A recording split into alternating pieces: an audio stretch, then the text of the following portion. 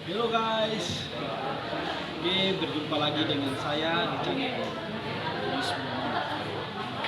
Nah, kali ini teman-teman sekalian, sebelum kita masuk pada pembahasan yang selanjutnya, jangan lupa subscribe dan tuliskan tombol lonceng agar bisa mendapatkan upload-upload video baru dari kami.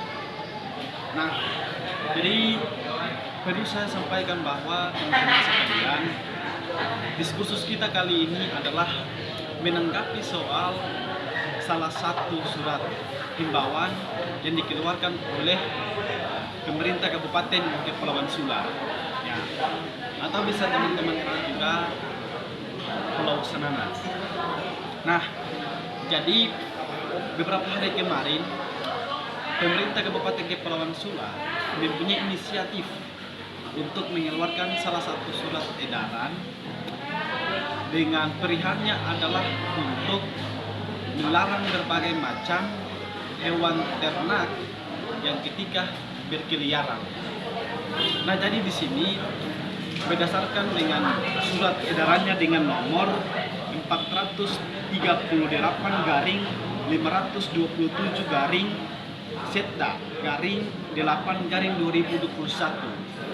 Nah, dengan bukti nomor surat ini, bahwasannya surat ini akan diberlakukan setelah 7 hari diterbitkan. Maka sebelum 7 hari terbit kepada masyarakat, maka saya hadir di sini untuk menanggapi apakah surat edaran ini sudah betul-betul memenuhi mekanisme prosedur dalam pembuatan peraturan perundang-undangan, dan apakah surat himbauan ini memang sudah jelas dikategorikan sebagai memenuhi unsur untuk pembuatan salah satu produk peraturan perundang-undangan. Maka ketika kita membaca surat himbauan itu yang dikeluarkan oleh pemerintah Kabupaten Kepulauan Sula, di situ langsung diletakkan tempat pemberlakuan, atau orang sebut dalam konteks teori hukum adalah berdirinya asas tutorial wilayah pemberlakuan hukum. Nah, di situ sudah sangat jelas secara eksplisit bahwa diberlakukan pada kota dan tempat umum. Maka di sini untuk memperjelas bahwa apakah cuma berlaku pada wilayah kota atau di seluruh masyarakat yang berada pada Kabupaten Kepulauan Sula. Nah, ini menjadi keresahan masyarakat Kabupaten Kepulauan Sula pada umumnya, sehingga timbul berbagai macam kontroversi pemikiran. Maka saya akan memperjelas dengan argumentasi saya, analisis saya terkait bagaimana sesungguhnya. Nah, ketika kita membaca berbagai macam literatur tentang di situ, kita mendapat bagaimana cara menafsirkan hukum. Nah, salah satu penafsirannya adalah penafsiran sistematik. Penafsiran sistematik ini di mana menghubungkan undang-undang yang satu dengan undang-undang yang lain untuk memperjelaskan suatu kata. Nah, sehingga maka dengan dasar teori ini saya mencoba menyandingkan berbagai macam undang-undang. Ternyata di dalam undang-undang undang-undang nomor 26 tahun 2007 di pasal 1 dengan undang-undang nomor 24 tahun 1992 dengan dicontohkan Mendagri nomor 2 tahun 1987 pasal 1. Maka di situ sudah secara eksplisit bagaimana menerangkan soal kawasan kota. Jadi kawasan kota yang dimaksud adalah bahwa kawasan kota itu adalah salah satu titik sentral administrasi pemerintahan dan juga memiliki wilayah kependudukan yang padat dan berbagai macam tata kelola sistem pemerintahan terhadap analisis titik kota.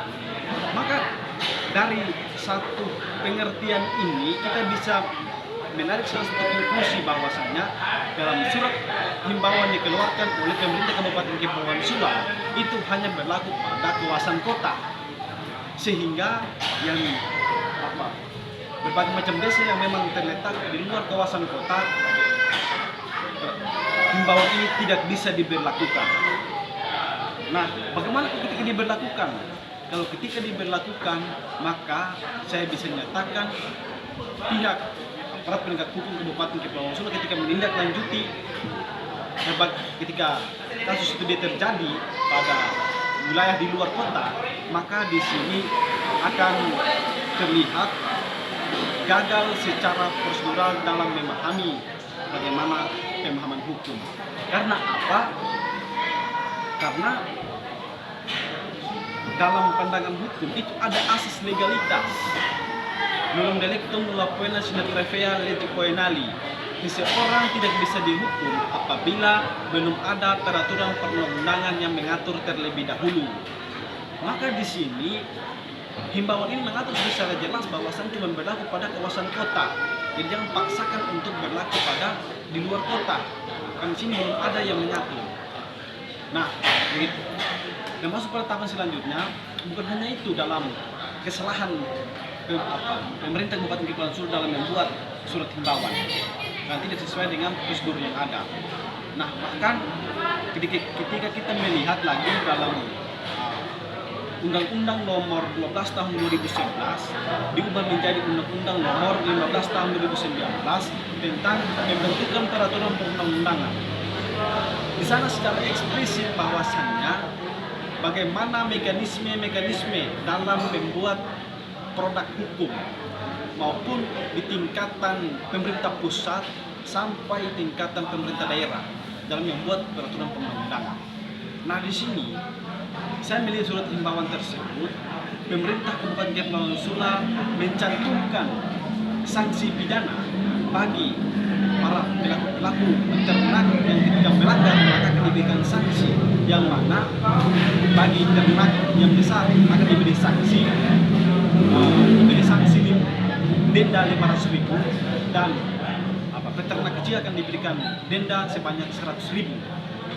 Nah, sanksi ini kita bisa melihat pada Undang-Undang Nomor 1 Tahun 1996 KUHP, Kitab Undang-Undang Hukum Pidana, yang jelasnya terletak dalam pasal 10. Kemudian ada sanksi denda. Maka apakah ini dia efektif atau apakah dia sudah sesuai dengan prosedur atau tidak? Ternyata di dalam Undang-Undang Nomor 12 Tahun 2011 diumumnya Nomor 15 Tahun 2019 itu tentang pembentukan peraturan perundang-undangan, sanksi pidana itu hanya bisa diletakkan di dalam undang-undang dan ada batasannya sampai pada peraturan perundang-undangan daerah, yang mana sanksi pidana itu dituangkan hanya butuh kesepakatan oleh badan eksekutif dan legislatif. Maka dalam hal ini sanksi pidana dicantumkan di dalam surat himbauan tersebut itu gagal secara formil atau gagal secara prosedural, sehingga surat himbauan itu bisa saja tidak bisa diberlakukan karena gagal secara prosedural. Karena apa? Tidak memenuhi mekanisme atau kesepakatan dari pihak legislatif selaku perwakilan daripada rakyat. Nah, sehingga saya bisa katakan begini, ketika pemerintah Kabupaten Kepulauan Sula memaksakan untuk diberlakukan, maka pemerintah Kabupaten Kepulauan Sula dalam hal ini membangun sebuah otoriter lalu melampaui kewenangan, sehingga sistem pemerintahan yang dipraktekkan oleh pemerintah Kabupaten Kepulauan Sula adalah sistem pemerintahan monarki, yang mana segala hal itu terletak pada lintas eksekutif. Tidak ada sifat checks and balances dari pihak DPR, tapi legislatif ini. Maka saya himbaukan kepada masyarakat Kepulauan Sula pada umumnya bahwasannya jangan semena-mena menerima surat himbauan diterbitkan oleh pemerintah Kabupaten Kepulauan Sula sebab surat himbauan tersebut gagal secara prosedural. Mungkin sekian tanggapan dari saya.